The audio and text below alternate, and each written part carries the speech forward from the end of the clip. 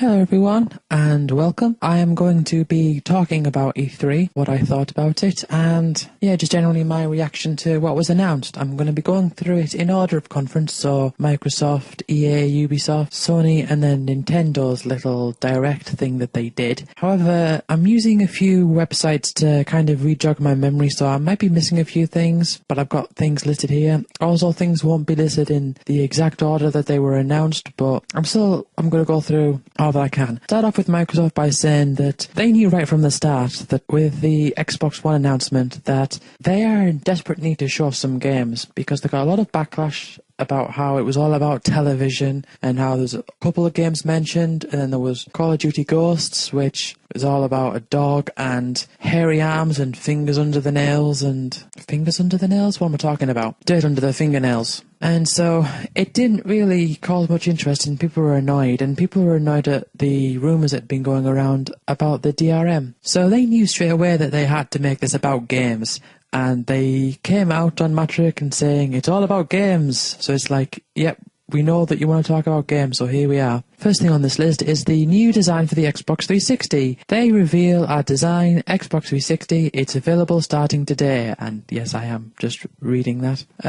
Well, that's a good thing, I think, especially for people who don't have a 360 and they want to catch up with all those games. Even if people aren't interested in the next generation, or if people feel that their 360 is dying on them, then it's always nice to have a new model to actually, be able to get something new and have it so that it actually does function and does what you want it to do. They say it looks more like the Xbox One, which I suppose it kind of does, but people were complaining about that. Just have to hope that it's small so that, people will like that. It's a decent shape as well. Xbox Live Gold membership. Starting July 1st, you'll receive 2 free game downloads per month to keep. Examples include Assassin's Creed 2 and Halo 3. It sounds to me like they're trying to rival PlayStation Plus. And with 2 free games every month for, I think it's a little bit more expensive for Xbox Live, that's not as good, but still it's an improvement. And the examples that they give are Assassin's Creed 2 and Halo 3. Chances are people already have those, or people just generally don't care. Anyone who's an Assassin's Creed fan will most likely have Assassin's Creed 2 by now. I mean, Assassin's Creed is one of those series where, they release game after game after game, and to my knowledge, please don't quote me on this because I'm just saying to my knowledge, hardly anything changes. And Halo 3... same thing. And plus Halo 3 is more online based, so, that again, that's going to lower the value of that. So, World of Tanks is coming to the Xbox 360. Yes, World of Tanks is a big PC hit. Not sure how it would fare on the 360. I have no idea how it plays, so I can't comment on that. But I'm sure that fans of the series, or people who want to try it, will be excited about that. Max, the Curse Cruise of Brotherhood. Is that a typo? Is it the Cruise of Brotherhood or the Curse of Brotherhood? I can't remember. Anyway, it looks like a side-scrolling platformer game where there's lots of moving to the right and jumping at timed events. I think that's starting to get a bit old and a bit, simple. I mean, it's always been simple, and I do like side-scrollers, but if that gameplay footage does accurately represent what was going on, then, a bit bland. Dark Souls 2. That is interesting to me. However, Dark Souls 2 would also be coming to the PS3, although I have an Xbox 360 anyway. But I've not played Demon's Souls much and haven't played Dark Souls 1 at all, despite getting Dark Souls, the Collector's Edition on PS3. Xbox One. 13 next-gen titles exclusive to Xbox One. Launching in November, about in time for Christmas. Price point, $499 US.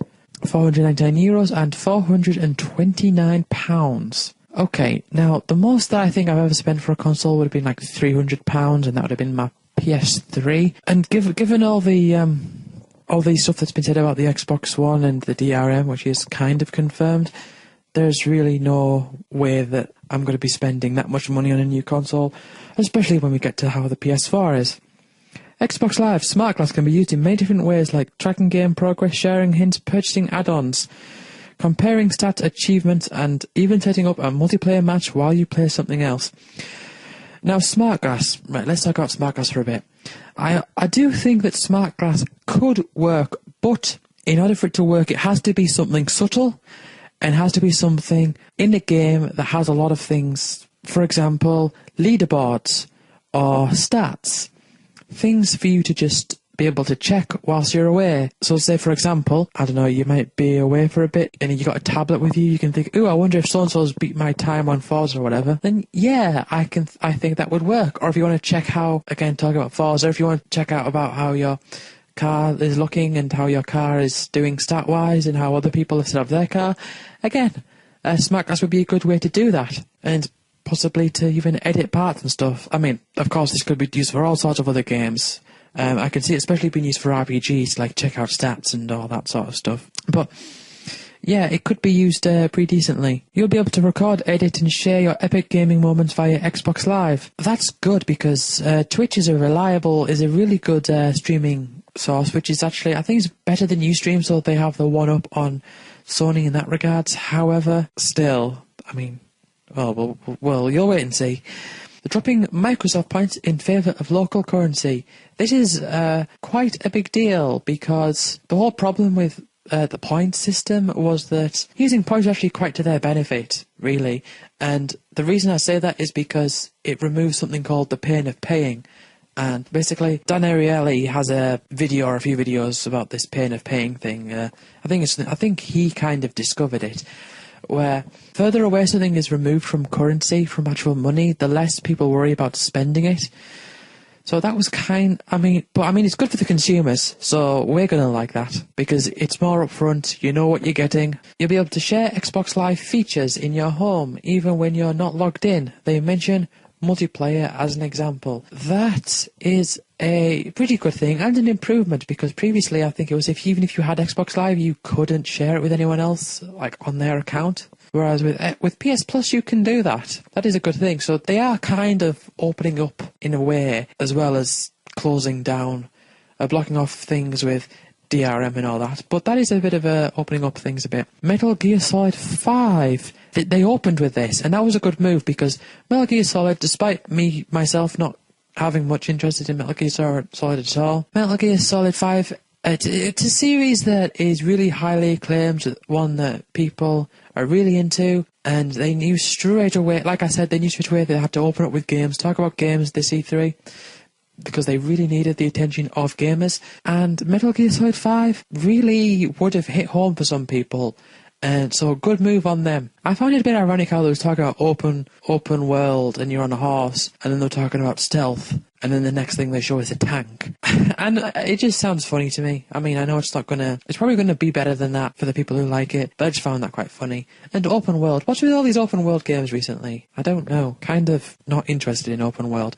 Rise, Son of Rome. This game looked, for lack of a better word, terrible. So I think it looks like they're trying to get their own equivalent of God of War. Fair enough. Sony tried to get their equivalent of Smash Brothers, but, you know, that typical type of really far zoomed in, lots of action going on, you have little space to move, very, very tight, and I find that really off-putting. I don't feel like there's much room for me to take part, especially when they got to the fighting sequences, and it was almost entirely quick-time events.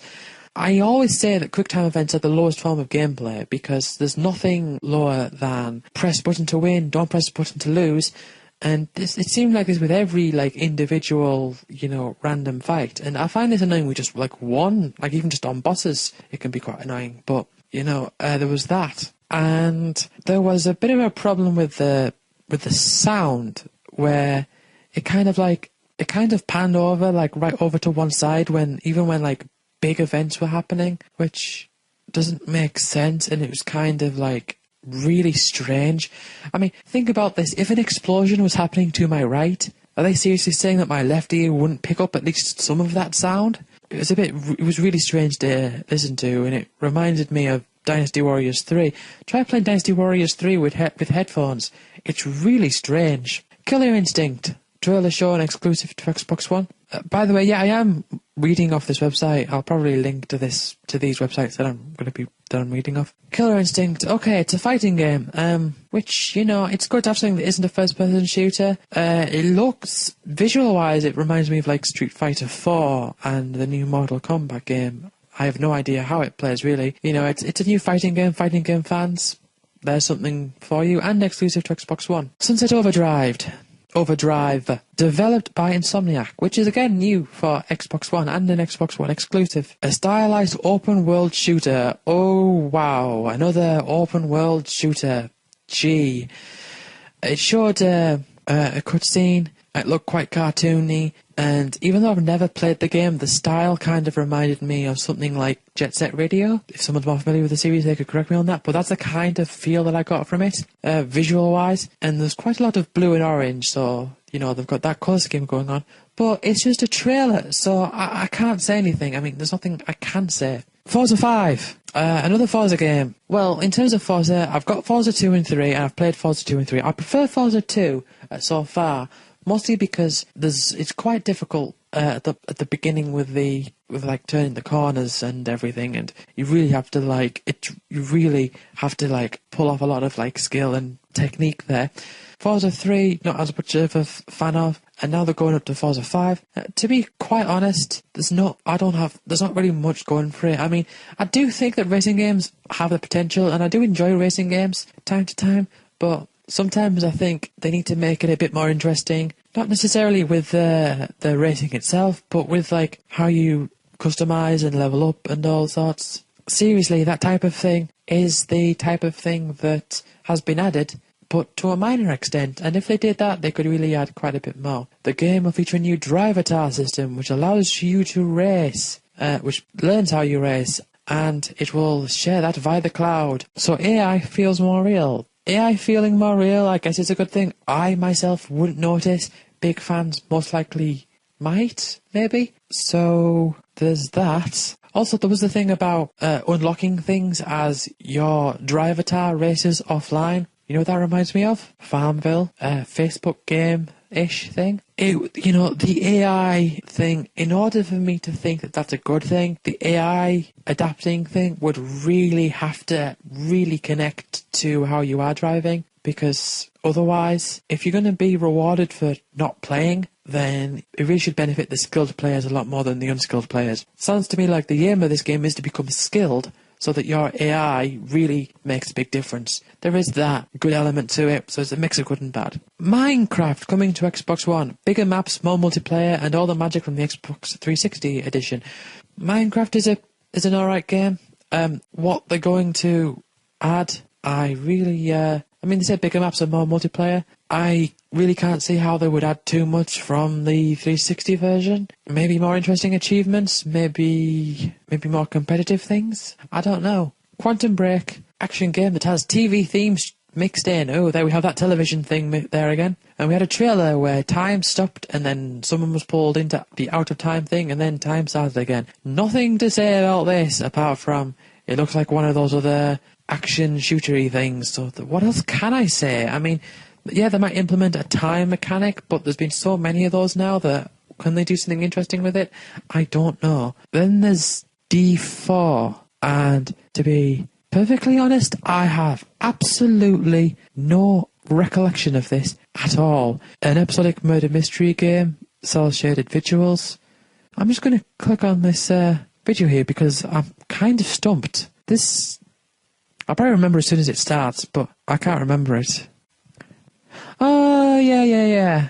I remember those types of graphics, although I don't really remember much about it, and I can't think of anything to say about it. So what is next on the list? Project Spark. If I can speak properly, that would be good. Project Spark. Okay, this looks pretty terrible if you ask me. They sell it off being a game editor. You can create your own games. Really, if it's as simple as make it icy or make it foresty, then that doesn't sound that good to me. It's more like a level editor, and I can't see it being that interesting at all. Crimson Dragon, which there was a problem with the audio, and problem with the audio, dragons flying around, meant to be like Panzer Dragoon, which I have no idea what it's like. I don't know, looks alright, maybe. Moving on. Dead Rising 3. Now, I've not played much Dead Rising, but I must say I do like the concept, and to the people who are saying that, oh, it's another zombie game, oh, it's another open world game, although well, the other ones weren't really that open world-ish. But they're saying, oh, it's another zombie game, da-da-da-da-da-da-da-da. They're making a big deal of no load screens by the looks of it, which I think the load screens were a big thing in the previous games. But for the, let me just say that, from what I know of Dead Rising, don't just take it as another go-around kill zombie games open world thing. There are a lot of limitations to... I mean, the one I played the most is like the mini one, the Project Zero, is it called? K0? Yeah, that's it. I think Dead Rising K0. There's a lot of having to reset to... If you've messed up with the time management, there's a lot of time inventory management, customizing weapons, like restarting a game again. But there's quite a few like interesting mechanics, and also lack of save points, which is also interesting in the previous ones. And so I must say Dead Rising 3, even though I've never played Dead Rising 2, or hardly know Dead Rising 1. And I know I say that the games are interesting to me that I just don't play, because I mean there's others. If I ever get bored of, I want to play like a game, I play different games. But yeah, that is quite interesting to me. Witcher 3 Wild Hunt. Open world, again. Optional voice command via Kinect for casting spells, yeah. Over 100 hours of gameplay. I hate it when they always advertise over 100 hours of gameplay, or over so many hours, because usually that just makes me think, well, what does that mean? Because, I like games to be long. I do. I like games to, I like my RPGs. I like to spend a good, 60 hours going through the main story, and then maybe, a bunch more hours doing, the bonus content and extra stuff, I like doing that sort of stuff, but when a game is advertised having lots of hours of gameplay, that just makes me think ooh, go on quests, walk across open fields for ages. Battlefield 4. Don't care. Said it's at 60 frames per second, which is apparently a new thing, whatever, but I just do not care. Below, trailer shown a creative take on roguelike gameplay. Now, as soon as they said that, I was hyped. I was like, what? A roguelike? But at E3 2013, a roguelike? And I was starting to watch it, and all I saw was a tiny sprite move forward, and then my stream crashed. And so I was excited to see this roguelike game, which, you're a roguelike. My favourite game of all time is a roguelike. Pokemon Mystery Dungeon, Chocobo Dungeon, roguelikes, just roguelikes. But stream crashed, similarly to how it did on the Final Fantasy XIV trailer a few years ago. And when I got back, I had a thread going on Facebook where I was talking to people, and Demon Machine was saying that doesn't look very roguelike-ish. They might not know what roguelike actually means. And I was thinking yeah, that's probably true. I mean, I'd got back into the stream at this point. Black Tusk. Again, I have no recollection of this. I'll have to look it up. Okay, Google image search, so to rock my memory. Oh, are they the studio? Oh, Black Tusk Studios. Hold on. Sorry about this, but I'm getting... Oh, yeah, they are creating an exclusive Xbox One title, teasing trailer showing in-game footage. I honestly don't remember that. But I'm just going to be moving on to the next one, which is Halo. 60 frames per second, Halo, first-person shooter. Video that was shown was a cutscene. CGI, whatever. Sure, Halo fans will love it. Titanfall. Now, is this the game where they get into the... yes, it is. First-person shooter. Coming exclusive to Xbox One and PC. So, what do I think about Xbox One's conference overall? Good. In fact, I would say, as far as E3 goes, as far as Microsoft E3 goes, and as far as how gamers in general go, pretty amazing. As far as I go, alright. I mean, what things would I take best from this? I suppose the things that would matter most to me are at the moment, the Xbox 360 games that are going to be coming out on Free for Gold, and mostly the Xbox 360 games that will be coming out, although they're probably going to be first-person shooters, and whatever. But still, I'll have to wait and see. What else? In fact, I don't think that much matters to me.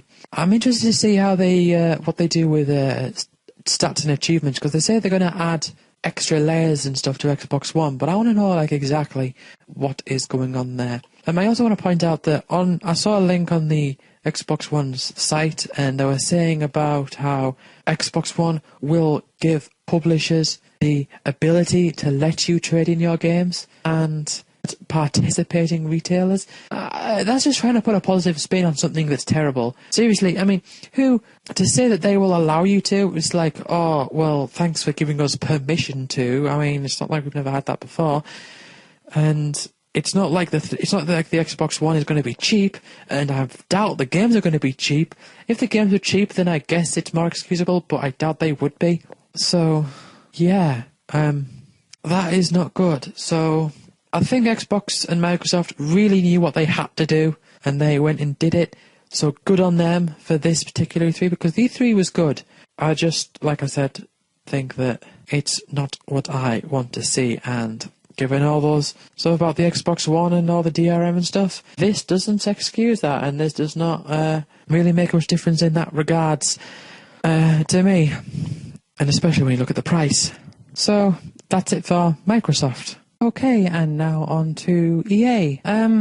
What was first? Now, first of all, they were showing this new game, and it was all dark and stuff, and it looked like it was going to be Battlefield, and then it turned into Plants vs. Zombies Garden Warfare, a third-person shooter spin-off of the massive franchise.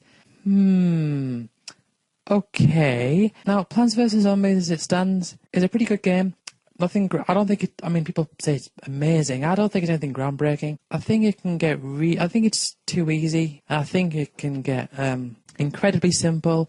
I think there's a bit of a problem with repeating the same like basic steps at the beginning of every game. If they wanted to make a new Plants vs. Zombie games, then well, they are making the like a sequel. I know, and I don't know what that's going to be like. Hopefully, it's going to involve more strategy.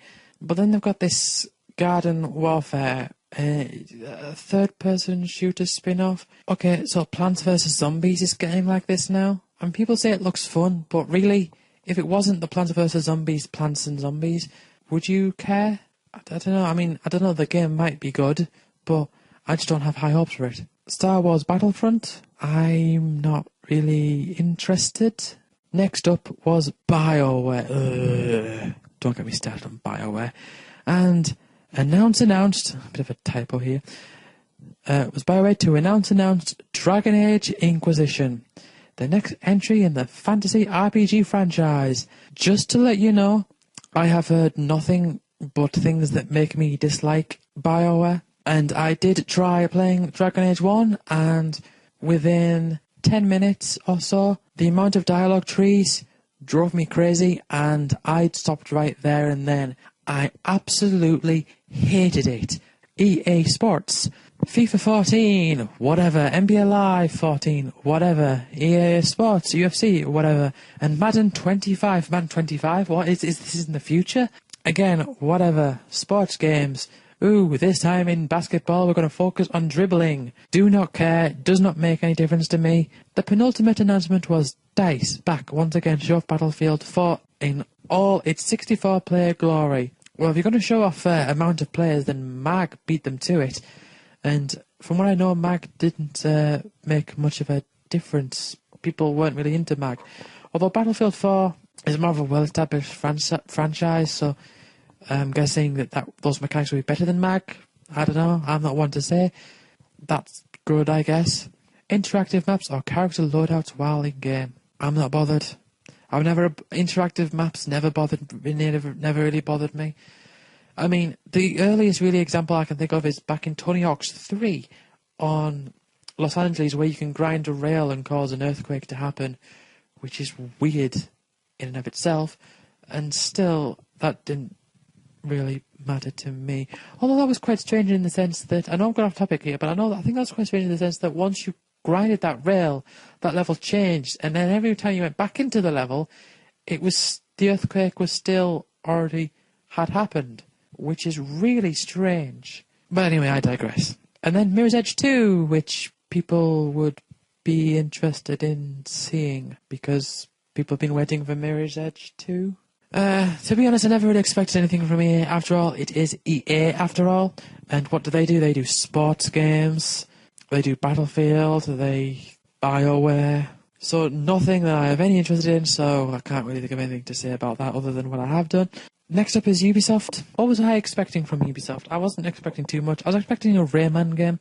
Ubisoft kicked off their press conference with having Jerry Cantrell from the band Alice in Chains to introduce Rocksmith 2004 edition. Getting a celebrity to go on stage is not a new thing, and I think people have stopped being interested by it now. But I think the idea with these like celebrity things is to get them to say like, oh yeah, this is like the real thing. And that kind of works with Rocksmith, because, I mean, even with something like Guitar Hero, which I know Rocksmith is more advanced than Guitar Hero, but even with Guitar Hero, that's, at least it's like what you're doing is emulating the thing itself if you're playing the guitar. At least it's trying to emulate it. Whereas playing basketball or football or like American football or whatever, no matter how you put it, using a controller isn't going to be like playing a sport. It just isn't. So no matter how much the celebrity says, oh yeah, it's like it can't be, because they're two completely separate games. Next up was one of Ubisoft's most anticipated game of 2013, Splinter Cell Blacklist. Although the trailer did not show much gameplay, it did show the iconic Sam Fisher introduced to his team that makes up the organisation, along with the debut return of the beloved game mode, Mercenaries vs Spies. Stealth game. Not really played any, really don't have much to say. Next up was Rayman Legends. Now, I've got to say, Rayman 1, I love that game. Rayman Origins, I love that game too. I got 1000G on the 360 version of Rayman Origins, and I think I'm past halfway on the Vita version. Rayman Legends, from what I've seen so far, doesn't interest me at all, and I have played the demo on my brother's Wii U. Thankfully, if I do get this game, it would not be the Wii U version, so I wouldn't have any of that touchscreen nonsense, which is just, from my experience with the Wii U, it's just terrible. And then there's the music levels, which not too fussed about. I tried one and I thought it was okay.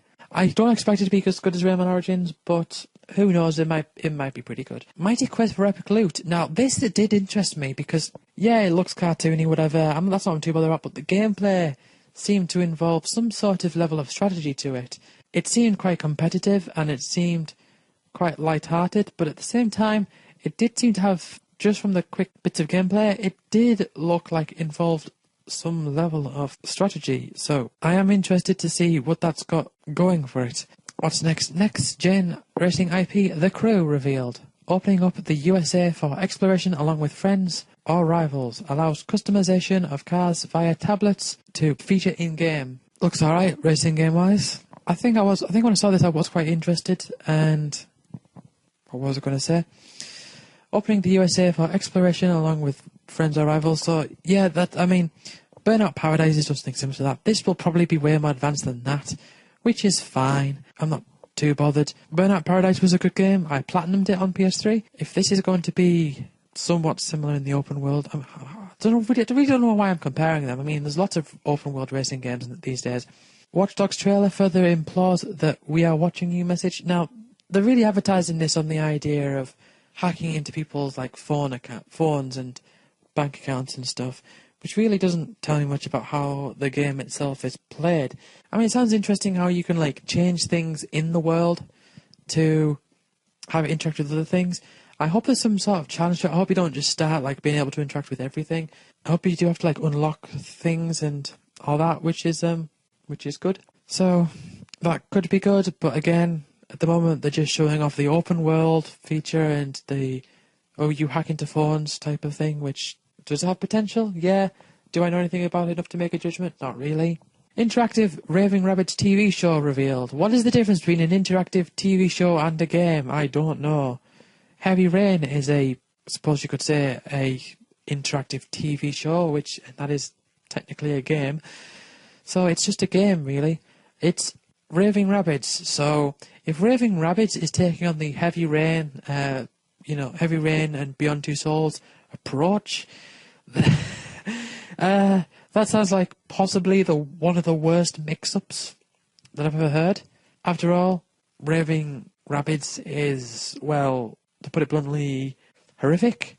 I'm kind of glad they removed Rayman from it, because I do like Rayman as a franchise, and Raving Rabbids is just horrible. Although, I'm not saying that it's like Heavy Rain or like Beyond, because I think comparing the two is still quite out there. But it does advertise it as an interactive TV show.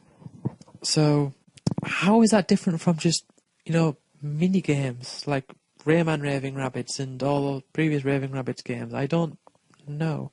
But it's for kids. Kids will like it, I'm sure. They'll like the Sesame Street, and Sesame Street actually is good for kids, and adults would actually, like, parents would like to hear about Sesame Street being. I mean, I'm going back a couple of years here, but like Sesame Street, parents would like to hear about Sesame Street coming out on the Xbox, because Sesame Street is educational.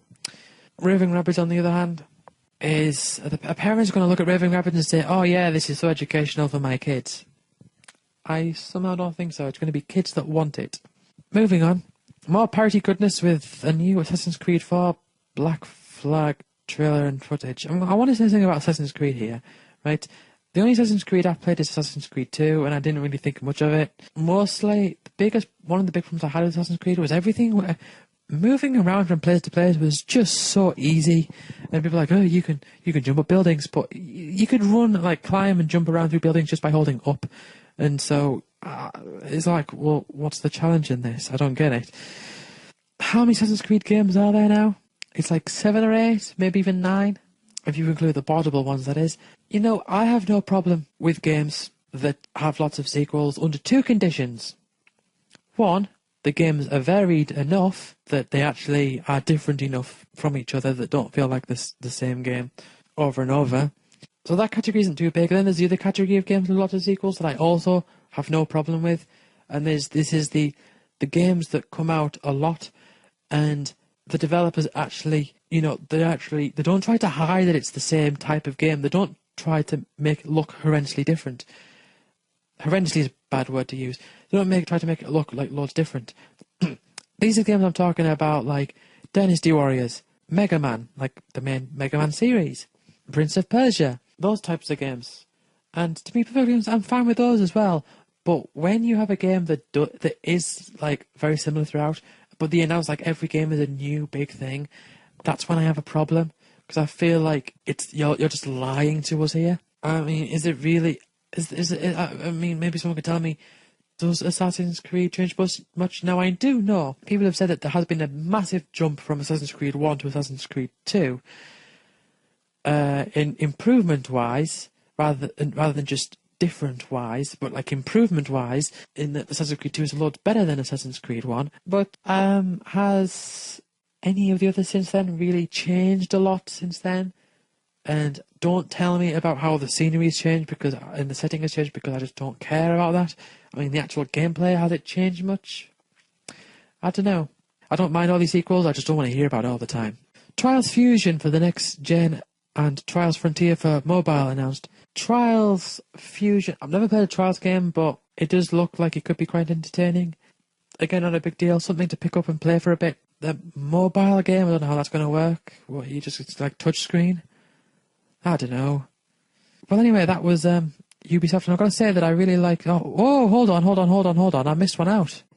Just Dance 2014 is a Just Dance game. What are they gonna do? Just like, okay, are they gonna have hasn't there been a song that's become really popular recently after Gangnam Style? I don't know. So I mean, what are they gonna do? They're gonna have Justin Bieber and Nicki Minaj in this one. And the other one that I forgot to mention is the other trailer for the South Park Stick of Truth. I'm interested in that. It looks just like an episode of South Park. I do like South Park quite a lot.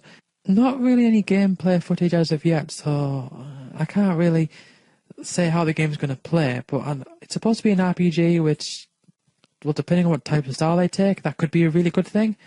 And it's South Park, so it's got that going for it. And I don't think I've missed anything in particular. And Ubisoft, I will say, I was impressed.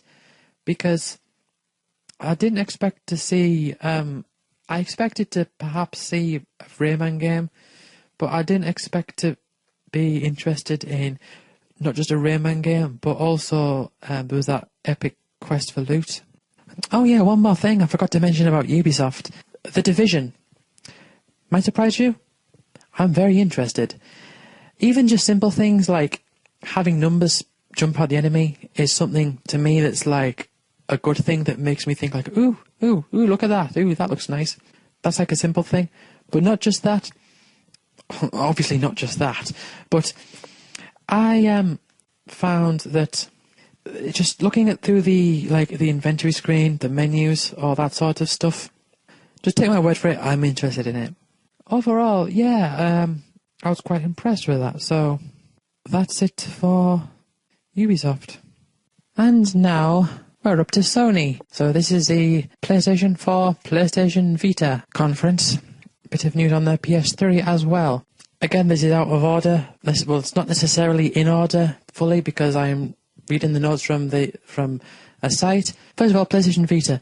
More than 85 titles coming by the end of the year, which includes Batman Arkham Origins, Counter-Spy, Destiny of Spirit, Doki Doki Universe, Killzone Mercenaries, and Tearaway. Of those ones, Destiny of Spirits might be alright, I don't know. It looks a bit weird, but that's the one that got my attention the most. Tearaway, probably going to be a bit gimmicky, but, you know, I'm willing to give it a go. Then it says God of War HD 1 and 2, Final Fantasy X and X-2, Flower, and Dead Nation coming soon to Vita. So they're actually moving games from the PS2 and the PS3 onto the Vita. Oh, well, they're also out or coming out onto the PS3. I've got to say, I mean, obviously I'm going to get Final Fantasy X and X-2. That's just a given. Will I get them for the PS3 or the Vita? Who knows? I might get them both eventually, as in for both consoles. Although 10 and 10-2 actually are sold separately on the Vita, whereas they come together on the PS3. God of War HD. God of War HD 1. I've played God of War 1. It's alright-ish, I guess. 2 I've never played. Flower, I've played, and it's terrible. Dead Nation, coming soon to the Vita 2, and I'm not so sure how that is. But Flower, how's that going to work? Are you actually going to, rotate the Vita in order to flow through the level, or how's that going to work? I mean, don't get me wrong, it was really awkward to control on the PS3. I imagine it's going to be worse. The Walking Dead 300 Days coming this summer. Bundle of season 1 and 400 days will be available in August. I've actually got the game through one of the, I think it's through an indie bundle or a Rumble bundle via Steam, and my brother's pretty much begging me to play it, and I do want to play it eventually, but I'm just not been in the mood for it recently, you know. I've been playing Eternal Sonata and Disgaea 3 and bits of Lost Odyssey and Age of Empires 2, so I'm unsure if this new one is good, what exactly it's going to be. PlayStation 3, The Last of Us trailer, game which has been getting perfect scores all around, but I'm not too interested. Last year's E3, to be perfectly honest, when they showed The Last of Us trailer at the end, I was confused. I thought they were showing Beyond again. Not too interested in that. Looks a bit Uncharted-y. Puppeteer trailer, which is a platformer, made me think of that Max game for the 360. This game seemed to be more than just running to the right and jumping. It seemed there was I think it was a dragon boss or something. So what it showed was a bit more interactions with trying to time jump, well, not just timing jumps, right? But aiming your jumps and everything. Sounds a bit strange. I don't know if I'm making myself clear, but I know what I mean, and hopefully you do too. Then there's a trailer for Rain, and they're actually pumping out these trailers really quickly because they need to get them out there. A trailer for Rain, which is a bit strange that there's a game called Rain and a game called Heavy Rain, which is totally different. A city or a town where it was raining and there was 2 ghosts running around, I think. I don't know. Again, I don't know anything, so not enough information to go by. Then there's the Beyond Two Souls trailer. To be perfectly honest, I am quite interested in this. I'm not a huge fan of Heavy Rain. I enjoyed it quite a bit whilst it lasted, but Beyond Two Souls is one of those games that my brother will most likely get it and I'll most likely borrow it from him. Gran Turismo 6 trailer. Well, I've never played a Gran Turismo game, but I'm sure. I mean, people were waiting a long time for Gran Turismo 3, weren't they? So that's gonna really make people happy. Batman Arkham Origins trailer. Never played a Batman. Well, I've played a Batman game back on the Amiga for the original film Batman. Exclusive DLC for PS3, which involves the skins, which exclusive skins just sounds stupid to me. I mean, exclusive content is a bit annoying, but exclusive, costumes is just stupid. I've never played an Arkham game, but people seem to really like it, so there you go. And then there's going to be the exclusive Gran Grand Theft Auto 5 PS3 bundle for $299, which involves a GTA 5 themed headset. So that, if people are into GTA 5, fine. And if you want a PS3, then fine. Although I've heard that the Super Slim console versions are really bad. What I would like to see is a new model of PS3, but one that's small and reliable. Anyhow, moving on to the PS4, this is out of order, talking about the PS4 itself. So this is the part like at the end as well of the conference. Okay, they show the PS4 itself. Looks a bit like the Xbox One. Reminds me of the second model of the Slim PS2 that never got released outside, or that never got released in the UK. Then there was the guy who was holding it, and it looks a lot smaller than the Xbox One, which is good. And they're making a big deal here, and people were cheering at this point, where Chuck Tretton, and I've got to say this was amazing, where he said, we won't be requiring you to be online, we will let you trade games in. Basically just clearing the air about the DRM. The cheers that they got from the crowd were astonishing, and it actually went on for quite a lot longer. And if you think, and this is amazing when you think that Microsoft, to get Microsoft employees to cheer for them at the Xbox One reveal, and here you actually have people like going woo hoo hoo hoo hoo and chanting Sony Sony. That's amazing. That type of reception, and especially from like journalists, is just amazing. And it's also, I just think the whole thing is quite amazing when you think about it, that they had to announce that they're going to let you do things that you've always had to do, but they had to clear the air. And think of it like, imagine you were taking your car somewhere to be checked, and they said to you, just so you know, we won't be smashing your windows, and we won't be requiring you to give us your key overnight. And people were like, yes, thank you so much. That would be weird, wouldn't it? And that's kind of the same thing that's going on here. But because of all the stuff that's been going on with Microsoft, they needed to say it. The PS4 is coming to the US and Europe this holiday season, and the pricing, which got even more cheers, $399, €399, and £349. That is $100 cheaper than the Xbox One. Wow. That, I really think that the PS4 is going to really take off. Sony Pictures announced a new programming plan for PSN users. More details to come at a later date. Talking about watching more movies and listening to music. And I know people are like, oh, music and movies and music and TV and whatever. Well, you know what? It's good that they actually do incorporate this type of thing, because it is nice to be able to, watch videos and stuff through the console rather than like a laptop screen or a computer screen. It is nice to be able to do that, but they didn't drag it out like loads like Microsoft did with the Xbox One. Indies will be able to self-publish their own content, and they showed a few indie games, all of which look pretty good, other than Octodad doesn't look as good, I don't think, from what I saw. And there's going to be the remake of Abe's Odyssey, and that's a good game, so yeah, some people are going to be really happy with that. PS Plus carries over, which I think was to be expected. PS Plus is going to be needed to play online on the PS4.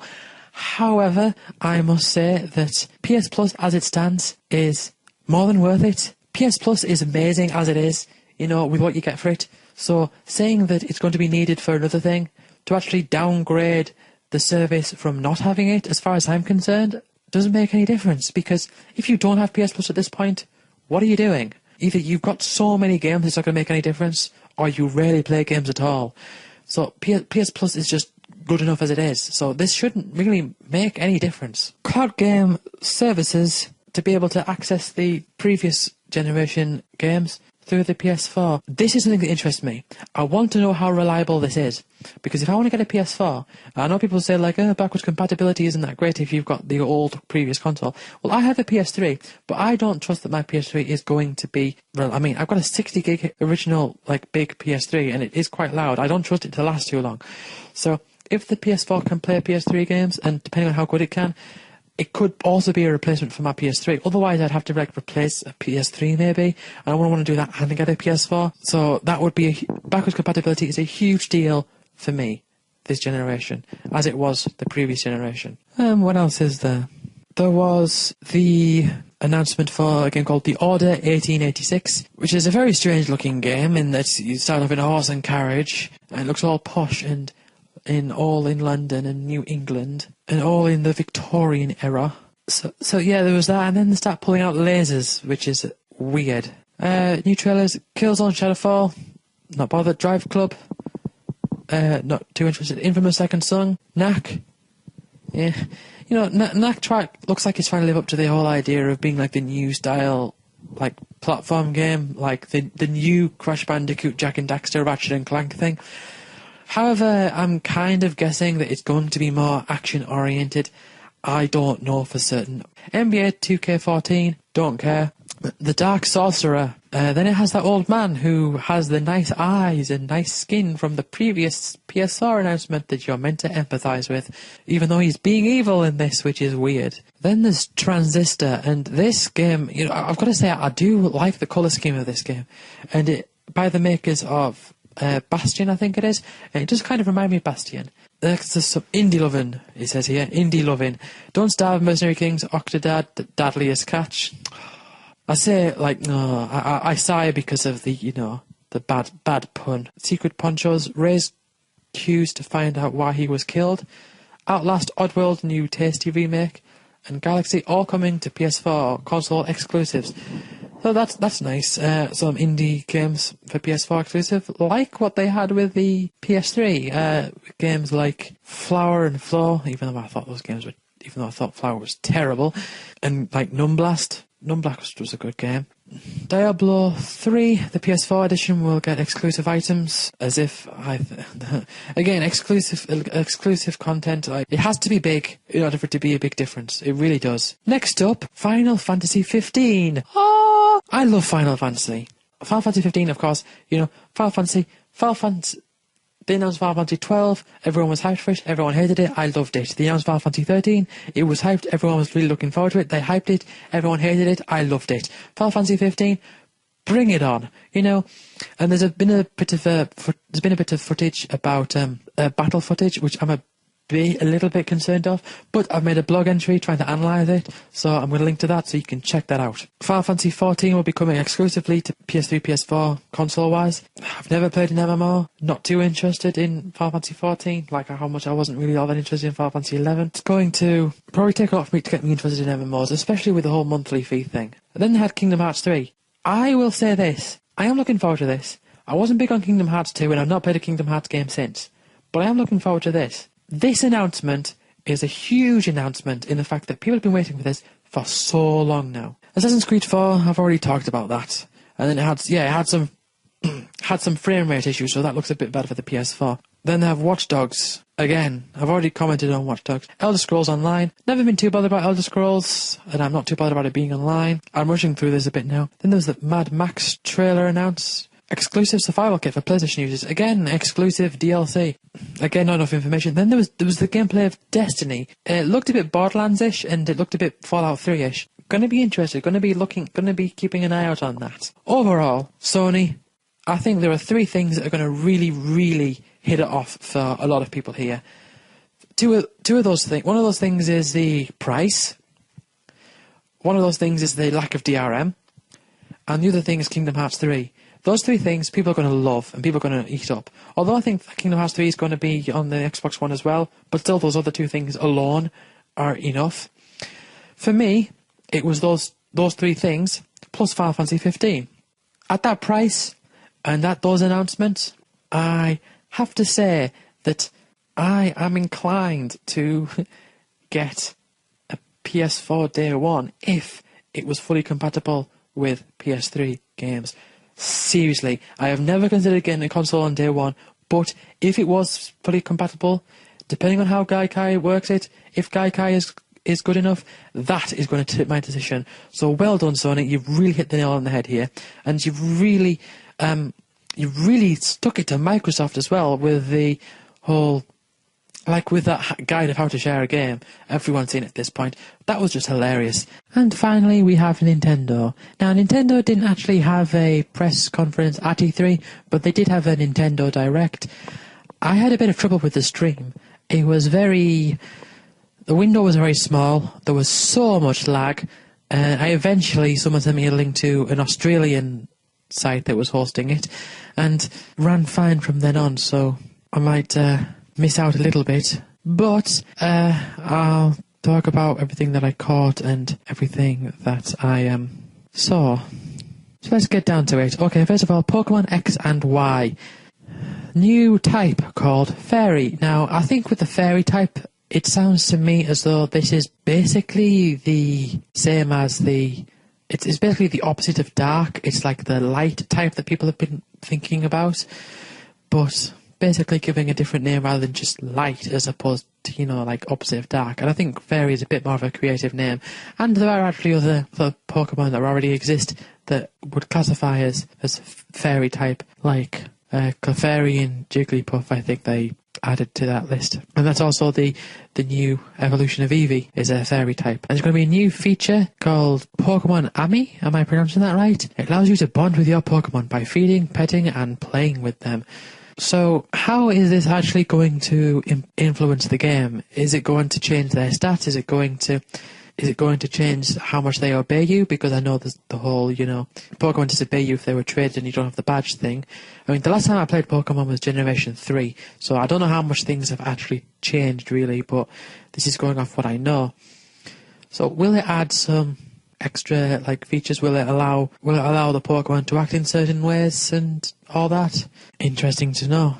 Super Mario 3D World is a sequel to Super Mario 3D Land, and this is Wii U game, I think, 4-player multiplayer mode where you play as Mario, Luigi, Toad and Peach, and there's a new power-up called the Cat Mario, and according to this, it allows you to climb walls and scratch enemies with your claws. So how is scratching enemies going to be any different from just regular punching? I don't know. Can Mario can't punch, can he? I know it seems like a strange question, but it's only in Super Smash Bros. That Mario can punch, isn't it?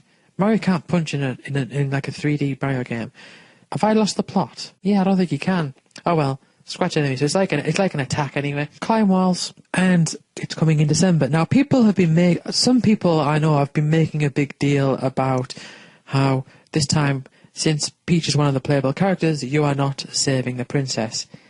It's not a big deal. It's really not. It doesn't make any difference. I mean, the story of Mario games, like, what is it? It's like 20 seconds at the beginning of Bowser kidnapping Peach, and it's like 20 seconds at the end of Bowser being defeated or whatever and Mario being reunited with Peach.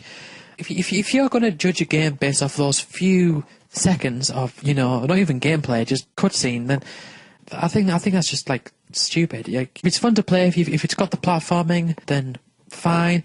If it's interesting to play, then that's great. I mean, I don't usually go for story in games anyway, but like, with RPGs, at least it's, you know, a bit understandable. It's understandable to enjoy the story. I mean, I do from time to time. And in games like, you know, Heavy Rain and Beyond, well, I'm guessing Beyond, but in Heavy Rain, you know, I play that because I enjoyed the story. But what's the big deal about the story here? It makes no sense. Next is Mario Kart 8, in which there was a trailer shown, and it has anti-gravity sections where you race on walls and upside down. What does this actually mean? I have no idea. I mean, well, I know what it means, but how does it affect the game at all? Is there actually going to be, like, things in the game where this actually makes a difference? Or is it just stylized? Because it seems to me as though it's just stylized. My brother was actually wondering if they were going to have a level that was like a Mobius strip, and apparently they do. I don't see what the big deal is about using a Mobius strip for a level, but fine. They want to deliver the best online multiplayer experience possible, coming to Wii U in spring of 2014. Best online multiplayer possible. Well, whatever it is, it's probably going to be a huge improvement from the friend codes that the Wii had. Then we had Wii Party U, which is basically, I'm guessing, just like Mario Party, but with the Miis. And, you roll dice to run along the board and have random, and the whole thing's random, and maybe mini-games. Oh, whatever, I don't care. Wii Fit U. Is Wii Fit just not good enough? I mean, I understand, like, if games come out and say, you know, you got your games that come out and they make a sequel. Yeah, even if it's the same, it might be improved, and even if it's not, even if it's very similar but improved, it's different. So I realise I just contradicted myself there. At least it's got different things. It's not exactly the same, so at least it's got something for it. But Wii Fit U, what can you actually do with Wii Fit to actually make it better? They'd actually have to make it better. They couldn't just make it different, they would have to make it better. So what have they actually added that is going to make people think that Wii Fit suddenly isn't good enough? Then Ace Academy, and I must have missed this. Special Advanced Edition is coming to the Wii U this summer. Allows you to draw and share your creations on the Miiverse. Includes pencils, coloured pencils, and pastels. Did I say Ace Academy? It's Art Academy. I was thinking of like Ace Attorney then for a second. I was like, what? Right, okay, it's got that. Games slated for 2013. Third-party game montage and a Wii U eShop game montage. I missed this, so I'm going to have to do something which is unprofessional, I know, when I'm going to have to watch the video, comment on it as I'm watching. Actually, I'm probably just going to skip forward. Okay, Assassin's Creed Black Flag, we all know about that. Batman Arkham Origins, Deus Ex Human Revolution Director's Cut. I am skipping around a bit here. Disney Infinity, Just Dance 2014, and I'm just reading them out. There's nothing really here that grabs my attention at all. Oh, Rayman Legends, Scribblenauts Unmasked, a DC Comics adventure. I don't think Scribblenauts would be any good to begin with, so I can't see this being any better. Going fall 2013, and there's a Scribblenauts Batman. Come on, next game. Disney Planes. Okay, that doesn't... Ooh, Shin Megami Tensei 4. Now that, Shin Megami Tensei, I can totally get into that. And, am I sound sarcastic there? No, I don't, I mean it. Shin Megami Tensei, especially Digital Devil Saga, is an excellent series.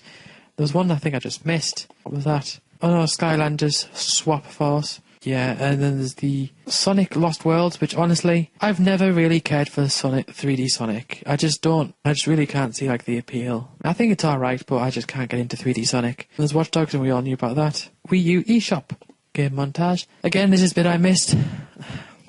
I realise I should have probably come a bit more prepared for this, but this one's only 1 minute and 27 seconds. Ballpoint Universe. Okay, Cloudberry Kingdom. So a lot of like side scrollers so far. Coaster Crazy Deluxe, DuckTales Remastered. DuckTales is supposedly really good. I've never played it, but it's learned to be like Castle of Illusion. Dungeons and Dragons Chronicles of Mystara. That looks nothing like what I'd expect Dungeons and Dragons to be. Mutant Mud Deluxe. Another. Oh wow, you can jump into the background. Oddworld New and Tasty. Is this the remake of Odyssey?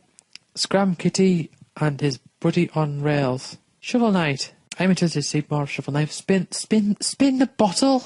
What? Spin the bottle bumpy party. A World of Keflings, which is something that was on the 360. Zelda Wind Waker, which is a HD port, a HD enhancement of the Legend of Zelda Wind Waker. That's interesting because I do like Wind Waker. Didn't complete it. Interesting there. And then we have the Wonderful 101, and once again, I have no recollection of this. So I'm just going to quickly check the trailer here, hopefully to jog my memory.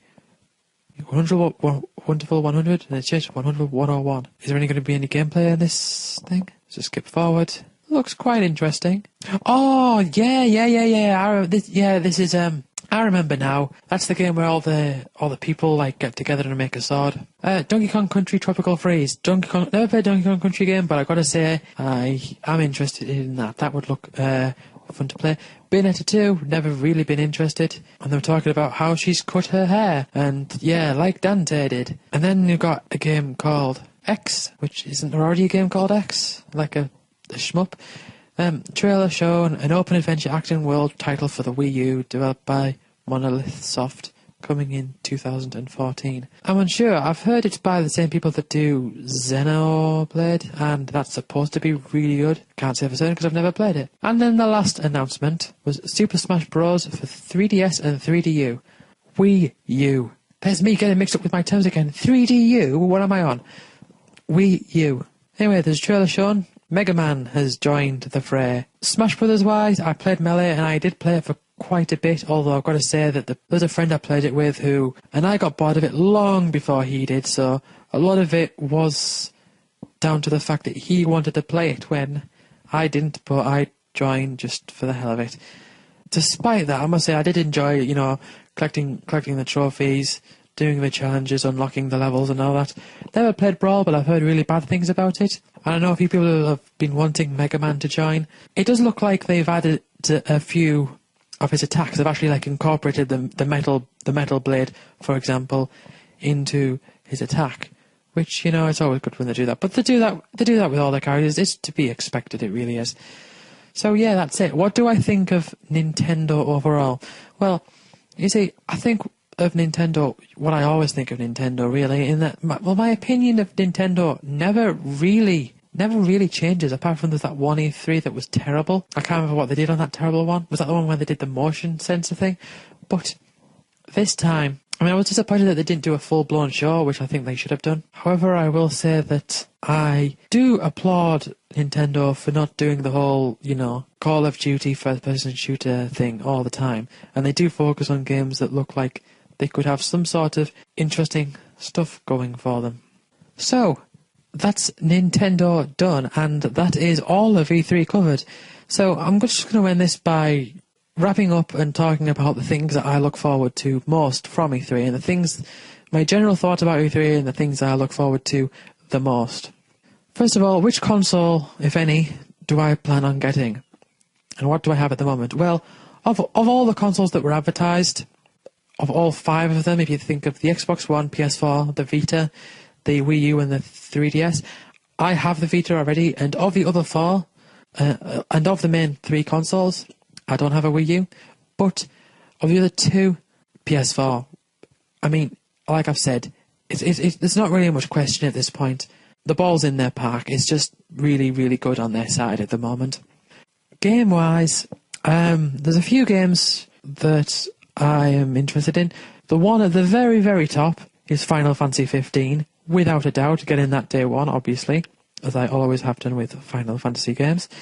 Kingdom Hearts 3, even though I'm a bit sceptical based on how Kingdom Hearts 2 was, but, it's a big title, so they're hopefully going to want to put some effort into this. It's not like, Birth by Sleep or so number of days, whatever the number was, I don't know. Also, they made a little announcement for the Kingdom Hearts 1.5 collection thing, which I pre-ordered that, and I'm getting the art book as well.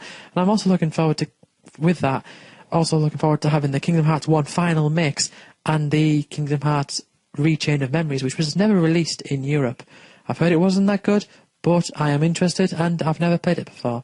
Games other than that, I'm not really too interested in any. There's a lot of games where it's kind of like, I'll check it out eventually, depending on, what I find out about it. If the price goes down, some of the main ones being South Park Stick of Truth, the Rayman Legends, and Tom Clancy's The Division, which I'm looking forward to. And there was the Destiny, which is the one that makes you think of Borderlands and Fallout 3, that I am also interested in. But again, I'm going to have to look more to what is going on there. Even if we don't look at the games, if we look at the hardware, the PS4 and the Xbox One are pretty much identical, I think. But the policies that Xbox One has is just really turning people away, including myself, and the price. So PS4 it is. And overall, I have to say this is possibly one of the best E3s I've ever seen. So I think there's been a lot of pressure, especially on Microsoft, this E3. And there's been quite a bit of pressure on Sony, and they knew what to do when they announced the lack of DRM and when they announced the price. They knew what they were doing. And if you ask me, and I'm sure if you ask many people, they've won. They've won this E3. We're still at the beginning of the generation. Who knows what could happen? Xbox One could make a miraculous comeback and absolutely slaughter the PS4. We have no idea at this point. But, like I said, as it stands, PS4 it is. Anyway, I hope you've enjoyed this video, talking about my thoughts on E3 of 2013, and I will see you all next time.